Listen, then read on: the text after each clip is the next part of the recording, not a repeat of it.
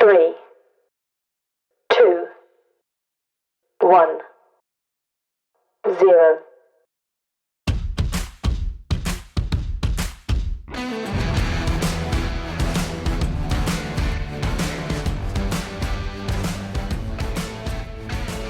What it do, champions of the internet? It is Elevated Takes. We are coming at you live on Wednesday, April 28, 2021. If you're listening on the podcast, thank you so much. Leave us a review if you don't hate what we're doing out here. If you're listening on YouTube, you gotta like and subscribe. You gotta turn on those notifications so you know what's going on. But other than that, I'm just glad we're on the mic again. RJ, how are you doing today? Did you have a good weekend? I had an amazing weekend. I'm feeling great, and I gotta say, happy birthday, Mom. Love you. You know, gotta shout out the mom on the Mama podcast. Lawler, You know, when it's her number one. birthday, Number one, super number best. one forever. Forever. I've been doing great. How you doing, Shady? Dude, I'm doing fantastic. I got to dress up as a samurai this weekend. Got to really throw shit against the wall, see how it stuck, and I had a great time. But you know what?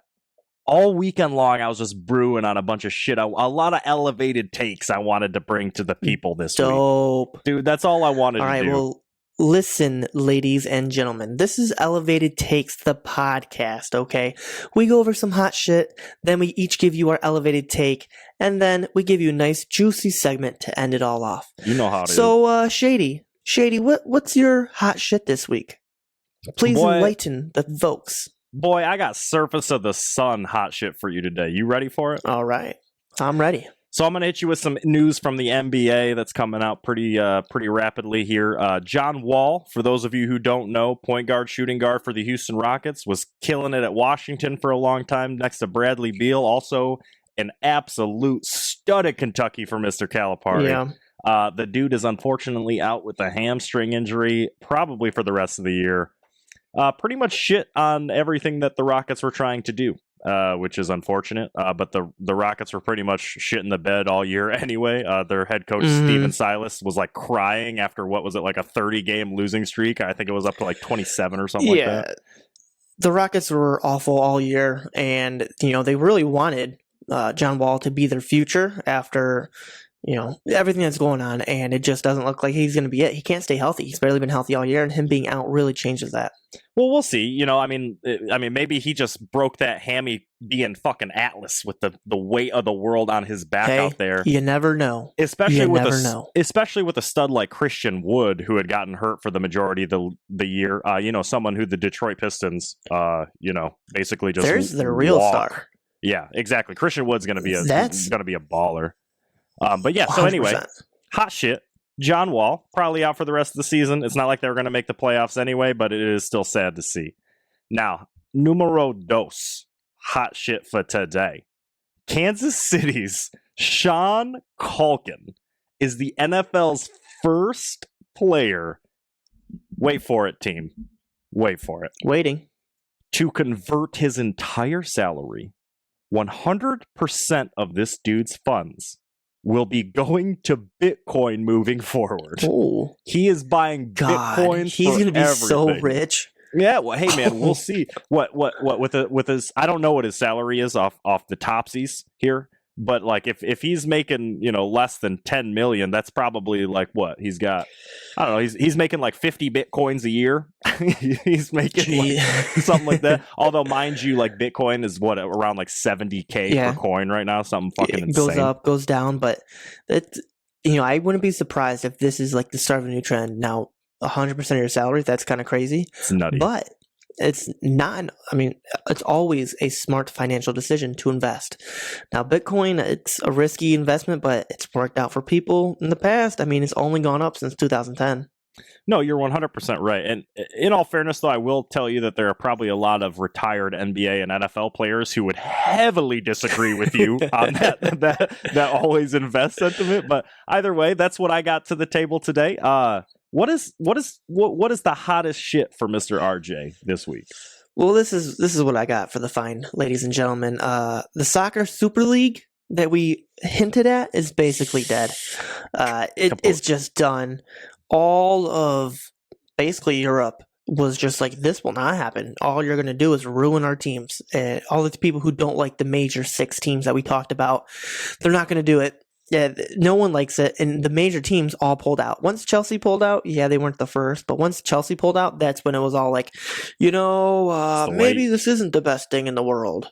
Right. So, that's dead, but soccer is still a great sport, and we're still going to follow it, and we're still going to report on it. So we are stay a Chelsea tuned, podcast. ladies and gents. We are a Chelsea podcast. We are. As we It is have a stated. fact. No, dude, I can't tell you how excited I am that the Super League is dead. Just as someone who, yes, Chelsea's my favorite league or my favorite team. Yes, they would play all the greatest other teams in Europe, but like, what about the fans of the teams that aren't?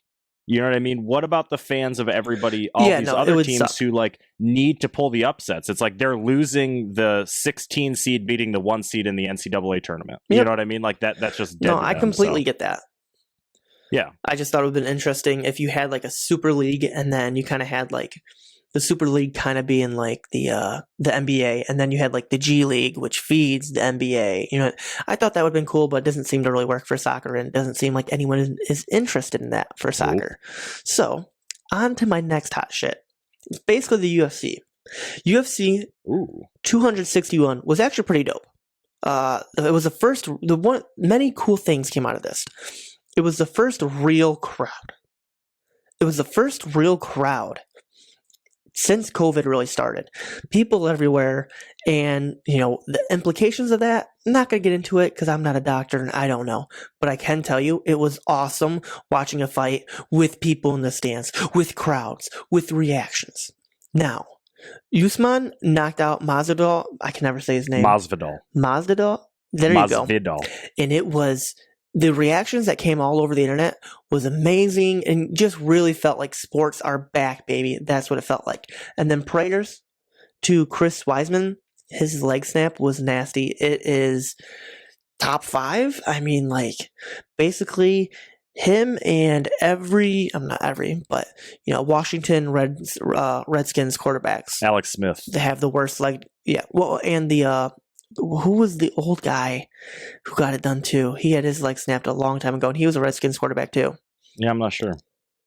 Frankly, okay. When I saw that dude's leg snap. Also, side note on this on RJ's hot shit right here. If you haven't seen Joe Rogan's reaction to that leg break, please go on YouTube after you're done watching our video, of course, all the way through, because that shit's important. But go look up Joe Rogan's reaction to that leg break. It's one of the dopest videos I've ever seen, just watching his face drop like that. It was also one of the grossest things I've ever seen in my entire life. The way that, and he was on the offensive, which is even more incredible to me. He was the one who initiated the leg kick, and the other dude's shin was just so goddamn hard that it snapped his own. But the only comparable thing that I can think to that leg break was like what was he? I think he was a Louisville player. Basketball. Yes, that was so disgusting. But that's the only one I can even compare to that. Yeah. The other Redskins quarterback was Joe Theismann. Oh, so you're talking about back in the day. Like you're talking about I said top back. 5. Okay, I said top 5. Okay. I said top 5. Yeah, you're bringing out the archives today on hot shit. Okay, yeah. I got you. But okay, let's move on. Shady, are you ready for your elevated take? Ooh, bro, I've got an elevated take for you that is going to piss you off, and I have never been more ready to talk to you about it. I'm ready for it. Okay. Are you ready? Because your time, it starts right now. And I'm going to start this pretty uniquely, Mr. RJ. Can you pause the timer for a second so I can introduce this in a special way? Just give me 10 seconds to pause because I need your reaction here. All right, go ahead, go. I need to ask you a question, Mr. RJ. How much did you enjoy this year's NCAA tournament? I enjoyed it a lot. You loved it, right? You thought there was a bunch of great upsets, weren't there? Yes, without a doubt. Okay. Let's start the timer. I feel like I'm being set up. Okay, Let's I feel start like I'm the timer. Getting set up here. All right, go ahead. Your time starts now. Okay. So let me tell you here, bro. The elevated take I have for you today is that the March Madness that you have known for our entire life will be March Mediocrity in the next 5 years. March Madness will be a fucking dust in the wind by next year. Or not next year, but 5 years from now. It will not be March Madness. It will be March Mediocrity. You have heard fresh from Mr. RJ over there across the table already that he enjoyed this very much. He thought it was dope. There was a bunch of dope upsets. It was sweet. We didn't even have basketball last year. The 2020 tournament was canceled. Yeah. CBS saw a 14% decline in views for the championship basketball this game compared to 2019, and the 2020 tournament was canceled. A 14% decline. It's the least amount of viewers they've had for this tournament since 1982. Do you know what was significant about 1982, Mr. RJ? I do not. It was the first year they started broadcasting it. No way. Really? Yes, sir. Baylor's win over Houston this year was 37% down from the semifinal games in 2019. 37 fucking percent. A year after basketball was completely removed from our eyeballs. Total viewership hasn't exceeded 20 million since 2017. Now, that's just from like the money laying perspective. That's just from what these studios are going to tell you is important about the NCAA. Okay. But I'm going to give you the real reason, the reason why just March Madness and basketball in general from a collegiate perspective is going to fail.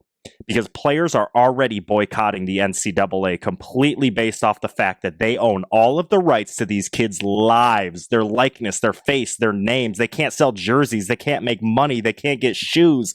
Every single year you hear about some AD being kicked off the fucking team or kicked off of their university payroll because they bought some kid's shoes or bought him dinner or bought his mama a new car. It is what it is. Everybody's money is their own money. That's how I feel. I don't know how you feel about it.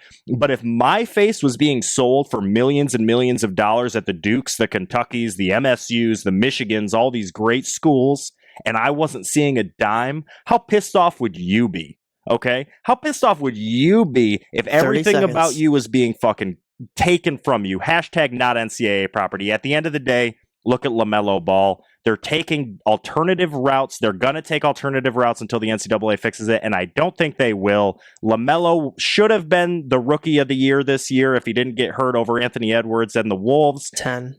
And he played in Lithuania. He decommitted from UCLA. I'm telling you, March Madness will be March Mediocrity in the next 5 years. What do you think? Oh, man. Well, you got a little bit to unpack there, Shady, and what I'm going to have to go with first is yes, LaMelo Ball was great this year, and I do think he still will get Rookie of the Year because he was that good. Exactly. That's a whole nother take. I'm not going to waste my time on that because that's a whole other elevated take we can do. The money. You got to pay these kids. They make you millions of dollars. Now people are saying they get a free education and stuff. Yes, they do get that free education. They get free food. It does not equal the amount of money if they would make just on their likeness alone.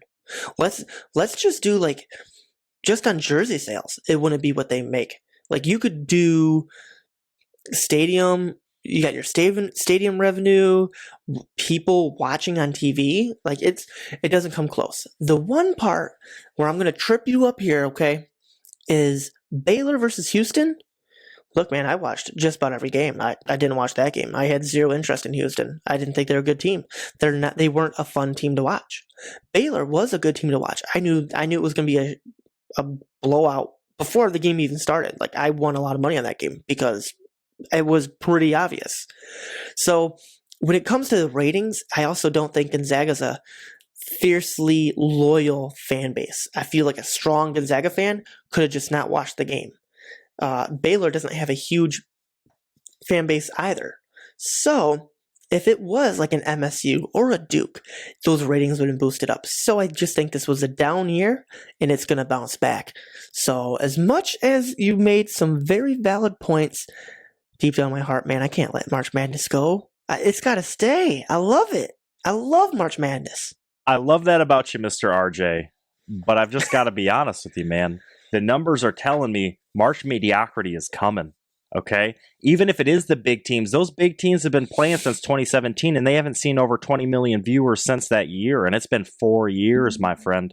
And you're right. I mean, even if the viewership isn't going to kill it because they're still making millions and millions of dollars, it's going to be the players. It's going to be the fact that they can't make any money off their own likeness. And dude, I'm so sick of that conversation. Okay, we both went to college. I went to college for a very short period of time compared to Mr. RJ because we both went to college. I finished college. Yeah, in fact, I'm pretty sure. In fact, I'm pretty sure RJ transferred to be with me, and then I was like, "Nah, fam, this ain't for me." After a semester, didn't even give a whole year not out for of him. me. But he's just like, man, this is rough. But what I will tell you is I have been fairly successful in business. Okay, it's not like I'm like broke as shit. And at the end of the day, I know that the amount of money that you make is directly influenced by how many people you affect. And these kids are affecting millions and millions and millions of people. Like a good example of that is Obi Toppin.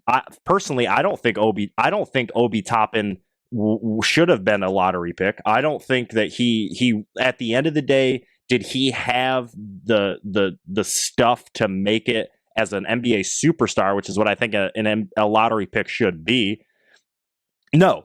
But because he captured the hearts of everyone, including every scout, every coach, every GM, including me, you were all about Obi Toppin. He went. Hell yeah. Let me talk about Adam Morrison. How about Adam Morrison? You just want to talk about how Gonzaga doesn't have the heart of the base. Like, people are flouncy on them, and they almost went for an undefeated season this year. I'm pretty sure it was the GOAT who drafted Adam Morrison, wasn't it? At the Bobcats, Michael Jordan drafted Adam Morrison thinking that he was going to be the next greatest thing because he captured the heart of everything.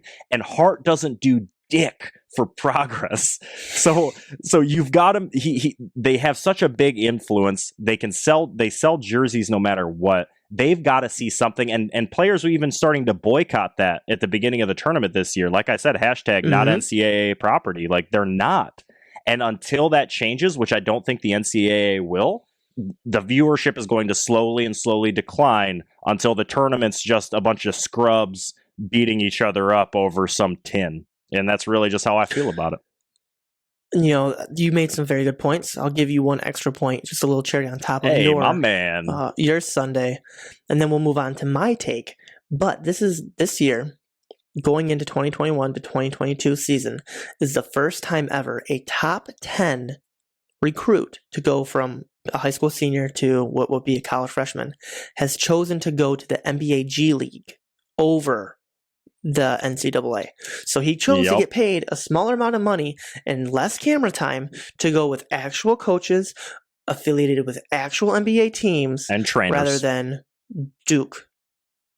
So it's the starting of something new. So I can see there is a path to not freedom, but possibility in your take. So I like it. I also like your Mighty Ducks hat. Yeah, thank you. I got this Mighty Ducks hat from one of my friends. He's a good guy. You should talk to him. His name's RJ. He's all right.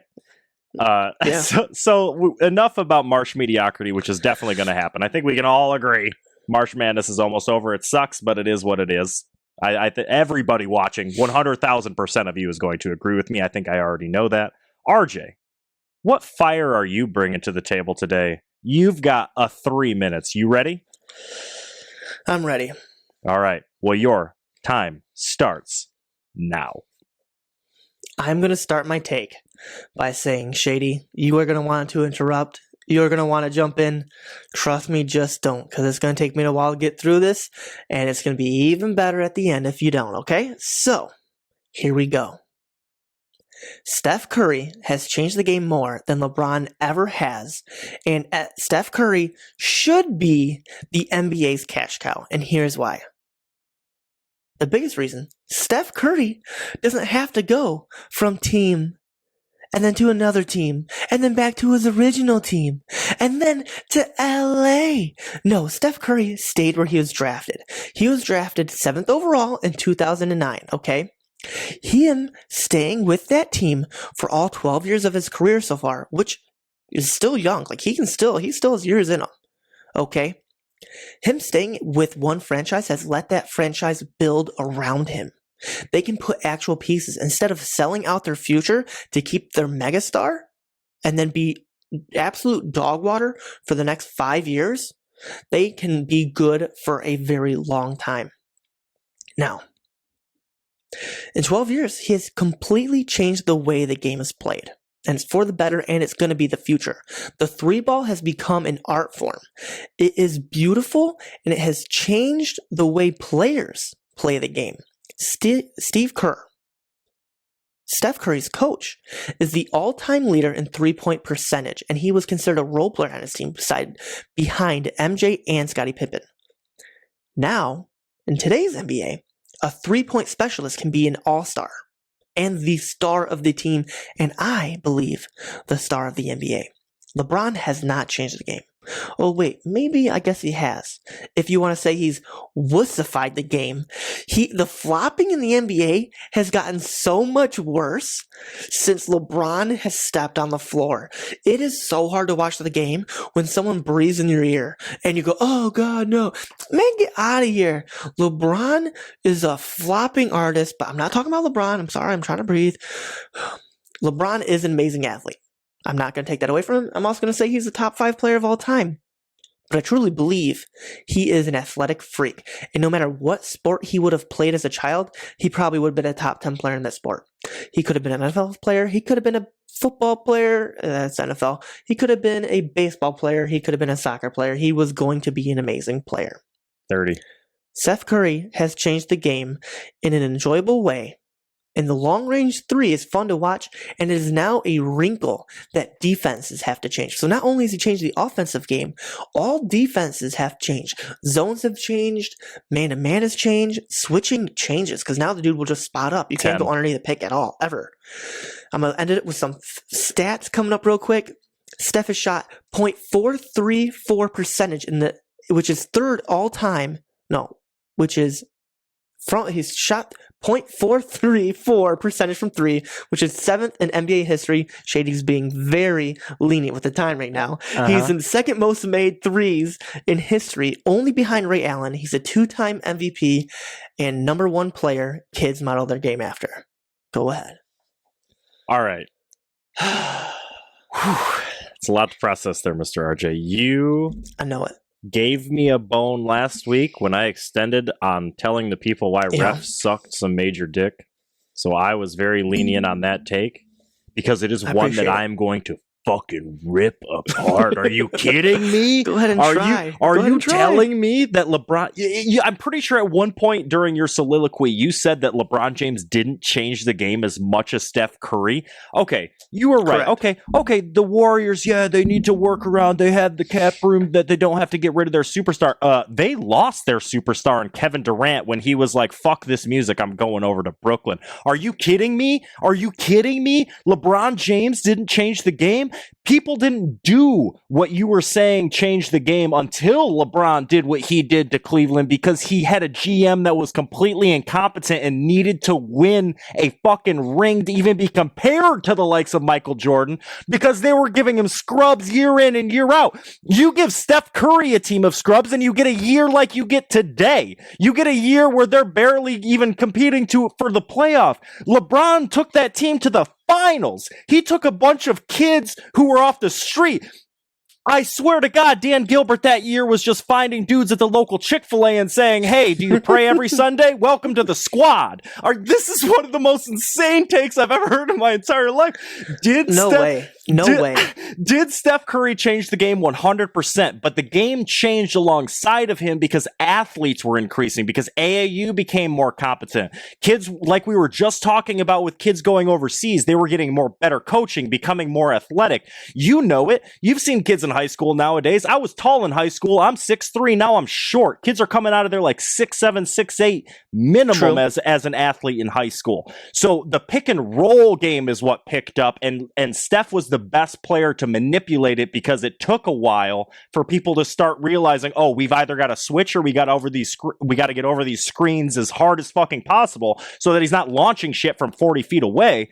And then the one thing I will give you about Steph Curry, dude, I'm not talking shit about Steph Curry, but the fact that you decided to make this an attack against LeBron is where I find these issues, dude. What he did for the majority of our lifetime, making the finals every single year, dominating the Eastern Conference. Yes, it wasn't the West, but he did it in the East, and this is a professional game. These people get paid to do this. So I have a million more things I want to say, but I'm going to let you retort to what I've already said. You know what?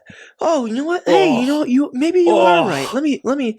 Yeah, you're right. LeBron has changed the game to now where every athlete feels like he has to leave his team he was drafted from and go join a super team. Now we have 5-6 super teams in the league where Steph didn't have to do that, okay? He stayed where he is. They built around him. And yeah, their team kind of sucks. Their second best player has been out the entire season and all last year. Okay, Draymond Green is an amazing player. I might do a whole nother elevated take on him because he is maybe the most interesting. He may be the most interesting player in the NBA because it would be considered a star who scores basically no points. Whatever. I'm not going to talk. I'm not going to talk about that. The way LeBron changed the game. If you wanted to say LeBron helped change the game so that it was easier for Steph, that's fine. But when I go to my local park and watch kids play, I don't see them walking or, driving in the lane trying to be LeBron. No, I see them shooting, jacking up threes, trying to be Steph Curry. That's what I see. That's how I see the game's changed. You're 100% right. And I'm not saying, like I said, I'm not saying that Steph didn't change the game. All I'm saying is that LeBron changed the game so Steph could win. If LeBron didn't do what he did and Draymond Green didn't make a fucking sobbing call in the parking lot after LeBron showed them what he was made of, then Kevin Durant would have never came to that team and that dynasty would have never been a dynasty.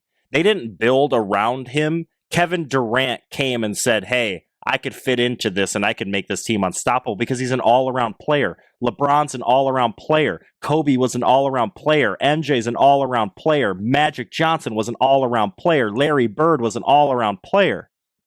If you're having this conversation, you got to talk about AAPs, baby. You got to talk about all-around players, and Steph ain't it. Yeah, will he go on a 20-game, 30-point streak? Yes, because players in NBA today hate defense. But that doesn't mean that he's fucking sliced bread. I can't hear it. I can't hear it. If it was 2016, I'm just going to go 5 years from now, and I had to pick Steph or LeBron to build my team around, I'm picking Steph. And I'm picking LeBron. And that's where you and I differ as sports fans. That right there, we just can't, Hey, that's why this is elevated takes, baby. That's why this is elevated takes, right, baby. But hey, why don't we move on from the elevated takes and get to a new segment this week? You sound good to you, bro? Sounds great. What would that new segment be, Shady? After you got me so heated, I just want to start shooting my shot, man. So I'm thinking this week we do some bold bricks. What do you think about that? Love it. Explain it to the folks. I love it. All right. So bold bricks, basically we go through any of the major sports leagues, and in 5 words or less, we make a bold prediction. Now, in this segment, we are not trying to sink the toss. If we are off by a detail, 1 or 2, little minimum BS, who cares? Mm-hmm. We're just trying to hit the backboard, baby. We're just trying to throw up a brick. And I'll tell you what, RJ. Against the wall. Yeah, exactly. We're just trying to paint something. And at the end of the day, we just got to shoot our shot, baby. We just got to shoot our shot. So, go. RJ, what kind of bold bricks you giving the people today? All right. I'm not good with math, but I'm just going to say it. Utah Jazz, first round exit. Ooh! The first seed of the NBA right now? First round exit? Here, I'll just go through it, right? So, I just went off on why I think Steph Curry is so great. Yeah, why you're wrong. Yeah, I got guess you. What? Yeah, you wish. So, Steph Curry could very well face the Utah Jazz. The Steph Curry could very well be in this playoff, the what do they call it? The round robin type of thing? Yeah, the tournament, the pre-playoff tournament that the NBA is doing this year. Pre-playoff tournament. Here's three of the teams that could potentially the play-in tournament. There we go. Yep. The play-in tournament could host three of these teams. All three of these teams I could see beating the Jazz on any given night. One, the Mavericks. Two, the Blazers. Now, either the Mavericks or the Blazers will more than likely not be in there, but the other one will. It's going to be one or the other. And then the Golden State Warriors, who I think are really good. And if they do make a playoff run, I think they'll activate Wiseman. Because, yeah, he's injured, but it's kind of one of those things where, like, I think they're just like, we're just going to save our rookie. But if they make the playoffs, they might actually throw him in the lineup and win some games. And I believe all three of those teams could win a 7-game series. Now, I'm not saying they're better than the Jazz. I just see a lot of holes in the Jazz's defense. And yes, they have Rudy Gobert. If he goes down, that team is absolutely nothing. So that's where I come from. I have very little faith in the Jazz, and I think the West is so loaded that a subpar team in the West is so good it could very easily beat the number 1 seed. Yeah, so I got two things right off the bat just to say to you about that. And the first thing is definitely, yeah, you're right. Steph Curry's about to get into a playoff, and LeBron James basically went in the top 3 seeds every single year that he had a shitty team. So, hey, okay, that's the last I'll say about that. That's the last I'll say about that. Okay. But what I will tell you about the Utah Jazz, to a certain degree, I agree with you. I do think that this is a long time coming. I think the Jazz were bound to be good. I think if there was ever a year that the Jazz were going to make it in as a first seed, it's this year, the same year that the Phoenix Suns are absolutely killing it since their signing of Chris Paul. Like, what does that tell you about the state of the Western Conference since KD left Golden State? So if there was ever the perfect storm for the Jazz to get this top seed, it would be this one. And frankly, I would love it. I would love to see an 8th seed beat a first seed for the first time since the I believe Warriors team took down the Mavericks in the 2010s or 2000s. I think that would be amazing. But where I do have concerns is the Jazz have such a fantastic, not necessarily rock, because he is definitely inconsistent and has been more inconsistent over the past few years or over the past couple months. Is Jordan Clarkson. Him coming off the bench and being able to give you damn near 30 points when he needs to show up is impressive, especially when you have a team like they do with the Rudy Goberts, the Royce O'Neals, and they're just solid defensively outside of even their big guy. Where I do agree with you 1,000% though is right now Mitchell's hurt. Like he's recovering. So if Donovan Mitchell can't go, that Utah Jazz isn't even a top 8 seed in the West. Like D-Mitch is that entire offense. Yes, they have Clarkson. Yes, they have other people, but he's their superstar. And if they do not have him, they're not much of a squad at all. So I like that. I like that bold brick, bro. You shot it. I think you might have banked that right in. I honestly think you may have. Only time will tell. What you got for us, Shady? So this one, I got to be honest. I'm taking a half court shot here. I'm taking a 3/4 shot buzzer beater. I'm shooting a Gordon Hayward versus Duke, banking out as a half court to win the national championship here. And that is Dan Campbell will win Super Bowl.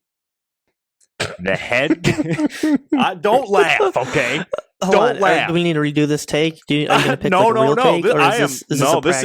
This is not a dry run. Okay. Okay. I'm out here trying to bite. I'm out here trying to bite some knees, bro, right into gold. Okay. I mentioned on the last podcast that I grew up near Detroit, and I couldn't really ever find a football team that I love because the Lions suck so much ass. Not since Barry, and then you cling on to Calvin Johnson. You think things are going to get great. Matt Stafford, I think, is honestly one of the greatest quarterbacks that has never won a playoff game. I think he's incredibly underrated. I honestly hope he does as much as he possibly can with the Rams because that dude deserves it. He's one of the toughest dudes who has ever played football. But the way Dan Campbell is going, in my opinion, from what I've seen, and I say this with so many grains of salt, it's insane. But he just, like, if there was ever a coach to take a team like Detroit to the playoffs and beyond, it's got to be this guy, right? We've brought in we've brought in the tight tie blue collar guys and like the Jim Caldwell. We tried to see if they would work. We brought in the people from Belichick, who's arguably the greatest football coach of all time. We brought in people from his lineage. They didn't work. No bueno. So if there's anybody who I think could actually bring this team to success, embrace what this team loves, it's Dan Campbell, dude. He is the Motor City MCDC. Like, this dude can bring the thunder. I swear to God. It's like the way, and here's what I'll say about it particularly is like, him retelling the story of when he fell in love with coaching is one of my favorite things ever. There was some wide receiver or tight end at a camp that he was at where this kid was just clearly a scrub. Like he was like bottom 200 at the camp, couldn't really do anything, and he was up against a 5-star prospect as a cornerback. And Dan Campbell showed him, he's like, hey, you rip through, you take your route, and I promise you'll be open. If you gut it out, you do it. And when Dan Campbell explained that story and watching that kid do exactly what he was supposed to do, he got down, he fucking ripped through, and he did exactly what he was supposed to do. And just, he's like, when the guy came back, he was so excited, he was so happy. It's like, you're doing that to kids who are trying to build their careers. Imagine doing that to men who have already made it. You know what I mean? Men who are just playing for a paycheck because they can't win games. They can't even get to the goddamn playoffs like the Lions haven't been able to do since they got screwed by Dallas. God damn it, I'll never forget where I was. All right, this is what I will say. This will be my rebuttal. I'm not going to take away your joy, mainly because as a Lions fan, I think it'd be unhealthy for your mental health for me to completely obliterate this. I'm not a Lions fan. I may be here in the short order. In short order, it's this is where I grew up, man. I want to see these people happy. You know, I want to see it fucking thrive. I get it. So I'm not going to completely destroy it. The one thing I will say, as a Buffalo Bills fan representing on the cast right now, okay, my team, I think, will win a Super Bowl in the next 5 years. But we are positioned in a fact where it's plausible. You got to have a lot of things go right for the Lions. A lot of drafts have to go right. And Quinn hasn't really shown us he knows how to draft. Yeah, but Quinn's out of there. We got the Rams guy. Yeah, but true. But you left... I just don't think it's going to be an easy feat. You have a lot. You basically have to make a whole new roster, and it's hard to have such a huge turnover in 5 years and accept a new culture. But I'll be rooting for you. I will be. I appreciate that very much. Like, I just, and again, like that's the problem is, like I said earlier, like I'm not necessarily a Detroit fan just because you can't love poison. You know what I mean? Yeah. Nobody loves the Nazis. Like, you can't love things that just perpetually you can't just love things that perpetually suck. And I think that you're right. Quinn sucked. Like Quinn, he would, like I just said, he was the New England guy. And that's why I think Dan Campbell could be so great for this team, because he is the antithesis of what Patricia was bringing. Patricia was trying to come in with all this pizzazz and all he this. Was the wrong guy. I've won Super Bowl. I made one of the greatest plays in Super Bowl history. No, Malcolm Butler made one of the greatest instinctual plays in Super Bowl history. You didn't do shit. You didn't do anything. On the side with the clipboard. And in all fairness, RJ, you knew me back when this was happening. I was a Patricia fan. I wanted Matt Patricia as our head coach. I thought he was going to. I wanted him there too. I thought he was pedigree. He was the coach you wanted. Yeah, he was the one. He was the hot coach of that summer. Defense wins championships. He was the defensive coach of literally the greatest team of all time. If you think New England isn't the greatest franchise of all time under Tom Brady, and I say under Tom Brady instead of Belichick, another day. But that's why.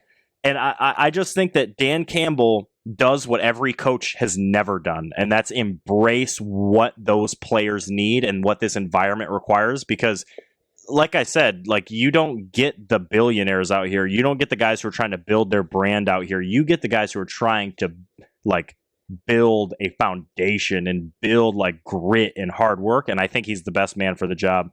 And I do think Brad Holmes is making moves. He's already swindled the Rams, 2 or 3 times already in this offseason. Yeah.